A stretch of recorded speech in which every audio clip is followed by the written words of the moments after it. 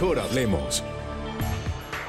¿Qué tal? Muy buenas noches de nuevo, bienvenidos, les saluda Claudia Palacios, estamos ya en Mejor Hablemos, hoy para conversar con la candidata a la presidencia, Vivian Morales. Bienvenida, candidata Morales. Gracias, Claudia, con mucho gusto. Casi que no la logramos, ya pasaron todos los candidatos por acá y usted es la de la agenda más ocupada. Que la Biblia dice que los últimos serán los primeros. Ah, bueno, siendo así.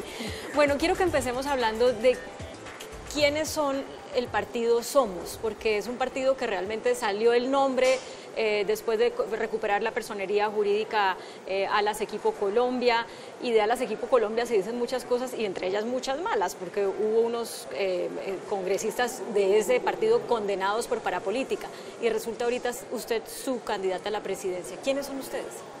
El partido Alas en el año 2010 se presenta a las elecciones de Senado y hay una discusión en los resultados porque hay unos formularios, los hechos a mano y los que llegan aquí que tienen una inconsistencia de 10.000 votos, o sea que no tiene el umbral. Luego desde el 2010 hasta el 2017 quedó con la personería jurídica suspendido, lo que quiere decir es que realmente dejó de existir, porque un partido de 7 años sin hacer política, sin tener congresistas, dejó de existir. Le recuperan una personería jurídica en el año pasado y hace unas listas con gente completamente nueva. Luego, yo lo que diría es que es una personería jurídica recuperada con un partido que trata de revivir, con unas listas de personas nuevas, sin antecedentes, no han sido políticos y básicamente son listas conformadas por católicos y cristianos. ¿Y por qué no juntar esa misma gente en otro partido que fuera totalmente nuevo, sin el antecedente de Alas Equipo Colombia porque en Colombia, con la mancha parapolítica? En Colombia no es nada fácil. No, yo mancha parapolítica sí no creo, porque es que 7 años en que no existió, no tiene un solo político, manchas no existen. El proceso de Álvaro Araujo lo falló la Corte, él incluso está en la Corte Interamericana de Derechos Humanos pidiendo que le revisen su proceso por violación de los derechos en el proceso que tuvo en Colombia. Eso está en trámite ante la Corte Interamericana, ante la Comisión Interamericana. Pero, es decir, ¿por qué no estar en partidos nuevos? Porque es que fundar un partido hoy es supremamente difícil. Usted tiene que recoger firmas, luego tiene que presentar pólizas de 220 millones por cada lista que presente, luego tiene que sacar un umbral, hacer una campaña y después de esto reconocerle la personería jurídica. Luego, esa tarea no es nada fácil para el ciudadano que quiere hacer política, que no tiene recursos económicos y que está tratando de expresar las ideas de un grupo, de un colectivo en el Congreso. Todo esto sucede después de que usted sale del Partido Liberal, renuncia a su curul en el Congreso por ese partido, porque pues entra en desacuerdo con los líderes de ese partido. Y entra en desacuerdo básicamente porque ellos arman unos estatutos que usted considera que están armados específicamente para sacarla a usted por sus convicciones religiosas. ¿Por qué hago este antecedente? Porque me pregunto, habiendo otros candidatos que enarbolan la fe, los valores cristianos en la contienda, como por ejemplo Alejandro Ordóñez, o habiendo grupos de cristianos que están apoyando o a Germán Vargas Lleras o a Iván Duque o incluso en el Partido Conservador, ¿por qué usted no se une a uno de ellos sino que arma su otra cosa aparte? Pues precisamente, Claudia, yo soy una mujer de 30 años en la trayectoria de la vida pública, con unas ideas muy claras, con una defensa de los valores muy concretas, con una vida de política independiente, a pesar de que haya estado en el Partido Liberal. Yo nunca usé las estrategias de los políticos tradicionales, jamás usé los fondos de cofinanciación, las partidas regionales. Una vida independiente en la política, después de 30 años de trayectoria y con un grupo importante de personas en las cuales han creído en mí, cuando nos identificamos, creemos que es la oportunidad de hablarle a Colombia y de presentar estas tesis con independencia. Claro, pero digamos que si las tesis primordialmente son esas de los valores de la fe y de los valores cristianos, y ya el movimiento cristiano tiene una trayectoria en política de larga data, ¿por qué no, digamos, estar más unidos? ¿Por qué de alguna manera dividir el voto cristiano? El movimiento cristiano no tiene partido. No tiene partido, pero siempre han participado. Han participado y habíamos participado en distintos partidos, pero mire lo que me pasa a mí en el Partido Liberal. No es que yo me salí por un desacuerdo, es que a mí me hicieron una trampa, porque yo propuse el referendo para la adopción cuando me fui a elegir en el 2014 dentro del Partido Liberal y el partido lo supo. supo que estuve recogiendo las firmas y me hicieron codirectora, supieron que defendí el referendo y nunca objetaron ese tema. Solo cuando dije me voy a presentar a la presidencia, a la consulta, en franca lid con quien quiera presentarse dentro del partido, me señalan unas condiciones que además son tan tramposas que dijeron que iban a ser para todos los candidatos. Y a los 2 meses, cuando se iban a inscribir los candidatos del Senado, justo las 3 condiciones que habían creado para mí las sacaron. Entonces, lo que quedó claro es que es necesario hacer un movimiento que nos represente de una manera independiente, sin ese tipo de quiebres de los partidos, porque ahí lo que hubo fue una trampa de un partido tradicional hacia un ideario específico de ética y de valores. ¿Qué les dice usted a los cristianos que están apoyando otros partidos y no el suyo, u otros candidatos y no el suyo? Bueno, es que la verdad, el 11 de marzo va a haber varios cristianos en la contienda, va a haber 2 listas a Senado, una de cristianos, Colombia Justa, una de católicos y cristianos en Somos, hay otros cristianos en otros partidos, Claudia Castellanos está en Cambio Radical, pero eso no quiere decir, esas son listas a Senado y Cámara que siempre ha habido. Siempre ha habido 8 y 9 candidatos cristianos en distintos partidos. Es distinto el tema de la presidencia. Esta es la primera vez que hay un candidato, una candidata cristiana a la presidencia de la República. O sea, usted lo que está diciendo, o yo tengo que concluir que usted cree que si bien estos diferentes grupos cristianos están apoyando a diferentes candidatos en las legislativas, a la hora de la presidencia, el orden natural y lo lógico es que se vayan con usted. Yo creería que una gran parte sí, yo creería que una porción muy importante me estarían ofreciendo su apoyo para la presidencia. Ya, pero y entonces a los que no están seguros de hacer eso o no lo van a hacer, ¿usted qué les dice teniendo en cuenta que usted lo que está representando es esos valores cristianos? No solamente esos valores cristianos, yo pienso mucho más en términos de una nación. Yo lo que creo es que el país está en un estado de emergencia moral y hay que rescatar la ética que está en la Constitución. Es decir, no vamos a tener una bandera fundamentalista ni religiosa, no, de eso no se trata. Se trata de que creemos que en este país lo que se necesita es una revolución ética, una ética de unos principios que están desde los mismos valores proclamados en la Constitución. Eso es lo que hay que rescatar, el bien público, el compromiso de la política con los intereses generales y no con los intereses particulares, el mirar la economía de una manera que pueda servirle a todos, a toda la gente. Entonces, no es, Claudia, una propuesta de tipo religioso. No es eso. Pero entonces, ¿por qué la consigna de campaña es llegó la hora de la fe? ¿Usted tiene fe?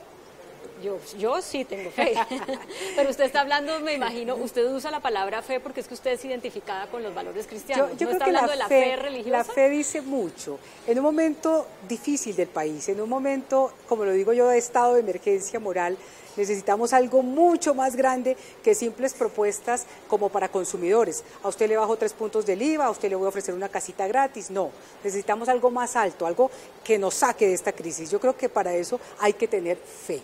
La fe de los cristianos, obviamente sabemos cuál es nuestra fe, pero las personas no pueden caminar sin fe. La gente tiene que tener fe de que Colombia va a salir adelante, de que podemos tener un futuro mejor.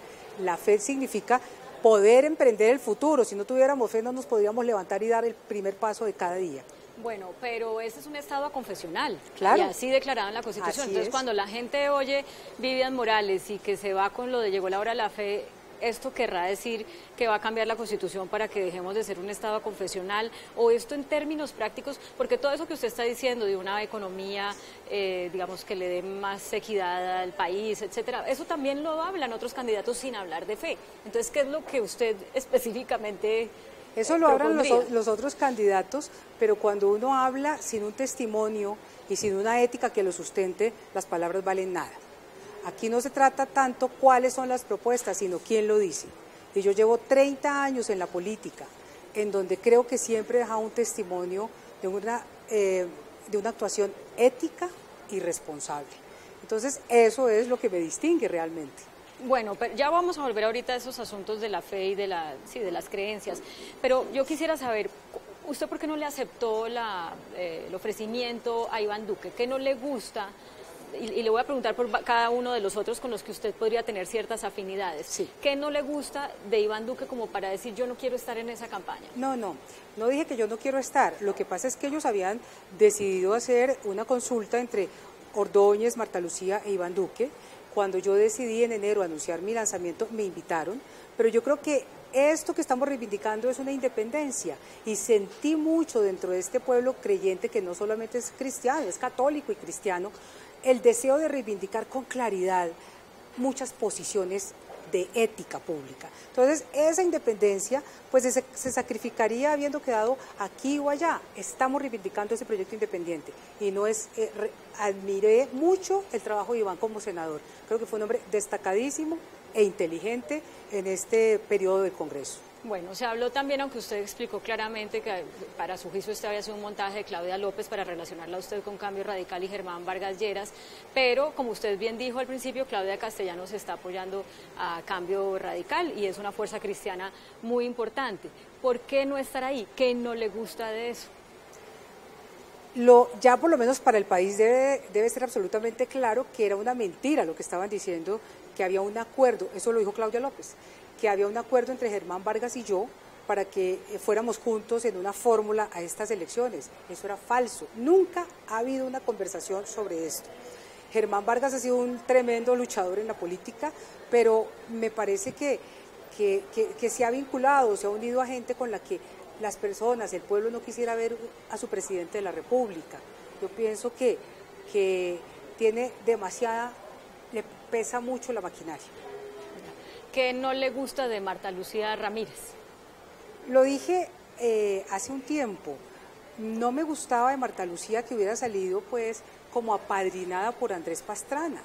Una mujer después de tener esa trayectoria en la vida política tenía que valer por peso propio y creo que le sirvió el consejo porque en el último mes se le ha visto un poco aparte de Andrés Pastrana, ¿no? En el último mes de campaña. De Alejandro Ordóñez. Me distingo en el manejo que le dio él a la Procuraduría. Él se agarró a esa silla de la Procuraduría, la peleó, duró 3 años peleando el mantenerse en el puesto, pero además lo que se ha venido mostrando es que dio mucho puestico en la Procuraduría a magistrados de la Corte y a congresistas. Yo en la Fiscalía no di un solo puesto, ni a políticos ni a magistrados, por eso me sacaron. Cuando usted habla de manejo de la Procuraduría, mucha gente recuerda de Alejandro Ordóñez pues su oposición, por ejemplo, en ese momento en que la Corte dijo hay 3 causales válidas de aborto, o su oposición al matrimonio entre parejas homosexuales, que son temas sobre los que usted tiene posturas afines a las de Alejandro Ordóñez. ¿Qué pueden esperar los electores de usted si usted llega a ser elegida en esas que muchos consideran conquistas progresistas que ponen a Colombia en un camino hacia adelante? Yo creo que el pueblo tiene que ser escuchado. Cuando uno mira las encuestas, por ejemplo, frente al tema de la adopción por parte de parejas del mismo sexo, el 75% de los colombianos dice que no está de acuerdo. Cuando uno mira las encuestas sobre eutanasia, también un 75%, un 80% dice que no está de acuerdo. Entonces yo reivindico un artículo de la Constitución que dice que la soberanía radica en el pueblo. Yo creo que la Corte Constitucional no puede cambiar la Constitución a su manera, como quiera hacer la lectura, por 3 o 4 o 5 magistrados de espaldas al país. Yo creo que en esos temas el debate debe ser democrático y amplio. Y creo que ese debate o lo da el Congreso, que no ha querido darlo, o lo da el pueblo. Cuando usted habla de democrático y amplio y menciona algunas estadísticas, pues también hay una buena porción de gente que, si bien puede no ser la mayoría, son colombianos, que claro, piensan totalmente opuesto. Y muchos de estos magistrados lo que han dicho es que los magistrados estamos no solamente para reivindicar los derechos de las mayorías, sino de las minorías, porque también las minorías tienen derecho. ¿Qué sería de las minorías en un gobierno de Vivian Morales? Respetuosa. Las minorías tienen que ser respetadas y se les tiene que garantizar todos sus derechos fundamentales. Pero lo que no puede ser es que la voz de las minorías en una democracia sustituya a la de las mayorías. La Constitución del 91, que nos dio una carta de derechos tan amplia, fue hecha por las mayorías, no por las minorías. Y le reconoció el respeto a las minorías. Entonces yo las respeto. Por ejemplo, en el tema de las uniones de parejas del mismo sexo, yo creo que no es matrimonio, pero creo que deben tener un régimen legal y jurídico que les garantice todos los derechos. Y en el tema del aborto, ya para hacer la pausa para comerciales, uno dice, bueno, en el tema de las adopciones está involucrado un menor de edad, es la vida de otra persona, no solamente la vida de los que quieren adoptar, pero en el tema del aborto, pues está involucrada en la vida de la misma persona que decide abortar por alguna de esas tres causales. ¿Por qué si no le está haciendo daño al resto de la humanidad habría que echar para atrás esos derechos que ya consagró la Corte? Porque también se le olvida que hay una garantía de la vida, y la vida que tiene esa mujer embarazada no es igual que una uña o que el pelo o que un dedo o que algo de su cuerpo, como puede ser, sí, cortarse el pelo. Ahí hay un ser distinto reconocido desde la misma ciencia, con un ADN diferente. Ahí hay unos derechos también de ese ser que está por nacer o de ese embrión que está ahí. ¿Qué es? ¿Es un animal, es un vegetal o es un ser humano? Y ahí esa es la gran discusión que tenemos que tener. No solamente es el derecho de la mujer, ahí hay unos derechos también de ese ser que está en gestación. Yo creo que Colombia lo que tiene que reivindicar es el derecho a la vida y el derecho también de las mujeres a tener, digamos, una vida digna, porque es que ese camino de los 3 puntos que la Corte despenalizó, no es que legalizó, es que despenalizó, se convirtieron en la puerta para abrir el tema del aborto casi que a cualquier cosa, a la inmadurez psicológica, a la inmadurez emocional, a una cantidad de planteamientos en los cuales es muy delicado porque ahí se lleva de calle los derechos de quien está por nacer. Tengo que ir a comerciales, pero Vivian, presidenta, haría lo que fuera para eliminar esas 3 causales en las que se despenalizó el aborto. Yo lo que creo es que hay que devolverle a la sociedad y a la democracia el derecho a decidir. Y yo lo que creo es que hay que darle a la mujer la posibilidad de proteger sus derechos para que una mujer con todas las garantías no mire el aborto como un método anticonceptivo.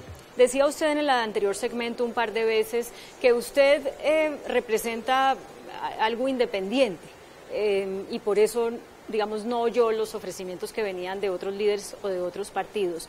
Pero ¿hasta qué punto llegar con esa independencia cuando lo que va a pasar después de las legislativas y todos los análisis políticos coinciden en eso es que se miden todos los candidatos y ya saben qué tan atomizado está el voto, sea el voto cristiano, sea el voto liberal, sea el voto conservador, y se está formando esta cosa de todos contra Petro, ya que Petro está tan crecido?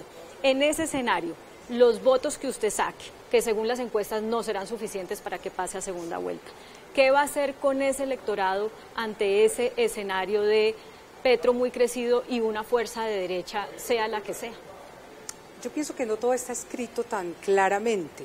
Aquí hemos venido dando tumbos y cambios. En diciembre Fajardo estaba en el primer lugar de las encuestas sobrado. Hoy ya va en el tercer lugar. Esto está cambiando. Creo que el 11 de marzo también señalará un quiebre y a las encuestas no les creo. Después de lo del plebiscito tendrán que hacer mucho las firmas encuestadoras para recuperar la legitimidad de lo que dicen en esas encuestas.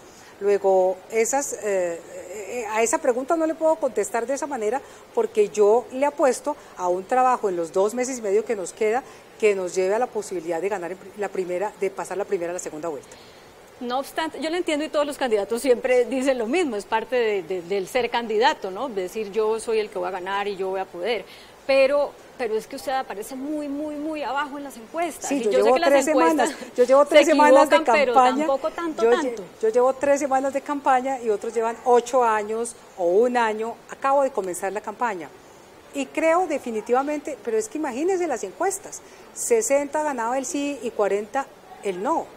75 el sí y 25 el no, que no fueron unas equivocaciones enormes, fueron enormes y desconocieron un voto, el voto del pueblo cristiano. Bueno, el hecho es que, más bien entonces le voy a preguntar de otra manera, frente a ese crecimiento de Gustavo Petro, que no solamente es lo que uno ve en las encuestas, es lo que uno oye cuando sale a la calle y habla con la gente, se da cuenta que hay, que hay una favorabilidad muy importante. ¿Usted qué opinión tiene de eso y de lo que representa Gustavo Petro para el país? Lo dije hace 2 meses, Petro es el candidato más peligroso que está hoy dentro de los competidores por la presidencia. Por 2 razones. Una, por el fundamentalismo ideológico. Él es una persona fundamentalista en su discurso político de izquierda y otra, por su propia personalidad. Petro es un hombre con resentimientos, con odios y me parece que es muy peligroso una persona que llegue a gobernar desde una manera visceral. Esa es mi opinión de Gustavo Petro. Ay, de Sergio Fajardo. No tengo que hacerle una contrapregunta. Hablemos de mí. No, de Sergio Fajardo quisiera saber por qué es la otra opción que recoge, obviamente no le va a preguntar de las FARC, que además ya estas se quedaron sin candidatos, pero es la otra opción que recoge como ese sentimiento de la gente de querer algo nuevo, o algo distinto, o algo, sí. Pues ni tan distinto ni tan nuevo, ya ha sido alcalde y gobernador, es de esa especie que surgió en Colombia con mocus, que se llaman antipolítica, pero llevan haciendo 20 años política. Fajardo es político, a pesar de que diga, no, jamás, ya es alcalde, fue gobernador, está metido en esta cosa de la izquierda de Claudia y de Robledo, y lo considero porque debe estar muy incómodo en lo que le ha tocado, en la situación en que le ha tocado asumir. Yo lo veo incómodo y desdibujado. Bueno, usted acaba de decir, Fajardo es político, y como en el mismo tono en que mucha gente habla de la política como, qué jartera. Pero es que usted es política también hace ¿cuántos años? Lo que me dice usted es que lo reivindica como alguien nuevo. Entonces le digo, no, pues es que él ya lleva siendo gobernador, alcalde, y dice que es antipolítico y es política. No, claro que yo soy política, pero independiente. Claro que soy política. Amo la política y la veo como una posibilidad importantísima de incidir en el futuro y en el presente de mi país. ¿Qué sería de las mujeres de Colombia con una presidenta o Vivian Morales presidenta hoy en el Día de la Mujer? Yo estoy segura que una presidencia mía le daría un giro a la política de mujer, porque le quiero decir una cosa, generalmente los hombres usan el tema de mujer para traerse votos, pero no lo viven. En el Congreso de la República, en el último debate que se hizo sobre violencia contra la mujer, terminamos todas las mujeres senadoras y apenas 6 hombres del Senado. Imagínese usted. Y se da uno cuenta entonces que el tema de la mujer es un tema que les parece menor. Igual que cuando presenté la ley de cuotas. Duré 6 años tratando de reivindicar y de abrir los oídos, y lo que decían, ay, que la mujer llega a los puestos públicos por sus méritos. Les dije, es que el 52% de las mujeres de los universitarios son mujeres. Somos capaces, tenemos maestrías. Nos tienen que dar una discriminación favorable para poder entrar. Entonces yo pienso que una mujer en la presidencia sí tiene un enfoque particular sobre la mujer. Por ejemplo, mi propuesta que acabo de hacer, de reconocerle 1 año de cotizaciones a la mujer que se ha dedicado a ese trabajo invisible, que es el trabajo del cuidado, en la casa, de los niños, de los viejos, y que muchas veces le ha privado de cotizar las semanas suficientes para llegar a una pensión. El Estado, a las mujeres que han sido madres, que han tenido estas tareas de cuidado, debe darles 1 año de cotización para facilitarle la posibilidad de pensionarse. Bueno, se me acaba el tiempo, pero le voy a hacer una pregunta que es de tipo personal. ¿Tiene una cara de mala? No, ¿qué tal? Es una pregunta de tipo personal. Usted sufrió el accidente con su ojo hace, bastante tiempo. 17 años. Quisiera saber, ya en el plano personal, esto no tiene nada que ver con campaña, pero para conocer algo distinto a su mero rol de candidata, ¿cómo le cambió esto la vida? Total, esa sí es una fractura total, porque descubrirse frente a un espejo con una cavidad hueca es un golpe a la feminidad, es un golpe a la, no sé, fue un golpe demoledor, tanto, Claudia, que yo me retiré de la política. Duré 7 años por fuera y no sabía qué era lo que tenía. Tenía un estrés postraumático que me dio depresión sin poder elaborarlo. Finalmente lo elaboré y hoy es algo superado, pero me permitió una cosa, acercarme a las personas que tienen discapacidad y comprender esa situación. Le agradezco mucho esta entrevista, que le vaya bien en Ciudad Bolívar, gracias. Que sé que va para allá corriendo. Mil gracias, Claudia. Bueno, a ustedes también muchas gracias por acompañarnos. Esto es Mejor Hablemos. Los dejamos como siempre con el adelanto de las caricaturas que serán publicadas mañana en El Tiempo Impreso y en eltiempo.com. Que tengan feliz descanso.